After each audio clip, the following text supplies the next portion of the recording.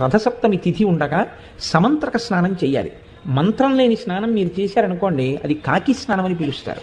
దానివల్ల ప్రయోజనం ఏమి ఉండదు. జిల్లేడాకులు రేగుపళ్ళు తల మీద పెట్టుకుని నేను పోసుకున్నానండి అన్నారనుకోండి, దానికి ఏం ఉపయోగం ఉండదు. సమంత్రకమే చేయవలసి ఉంటుంది స్నానాన్ని.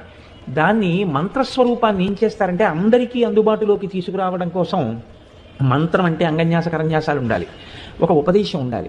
ఇవన్నీ మళ్ళీ అందరికీ ఎలా అందుబాటులోకి వస్తాయి? మళ్ళీ అందరూ దీని ఫలితాన్ని ఎలా పొందుతారు? ఇప్పుడు ఆ మంత్రాన్ని శ్లోక రూపం చేస్తారు, అంటే ఇంకా అనుగ్రహిస్తారు. ఇప్పుడు మీరు ఆ శ్లోకం చెప్పిన తరువాత రేగుపళ్ళు జిల్లేడు పళ్ళు తల మీద పెట్టుకుని అప్పుడు నీళ్లు పోసుకుంటే అవి జారి కింద పడిపోతాయి. అలా పడిపోయాయి అనుకోండి, 7 జన్మల క్రితం చేసినటువంటి పాపాలని ఆ స్నానంతో తీసేస్తారు. అది ఎప్పుడు ఉంటుంది అంటే ఒక్క రథసప్తమి నాడు మాత్రమే ఇస్తారు. యజ్జన్మ కృతం పాపం మయా సప్తమ జన్మసు తన్మే రోగంచ శోకంచ మాకరీ హంతు సప్తమి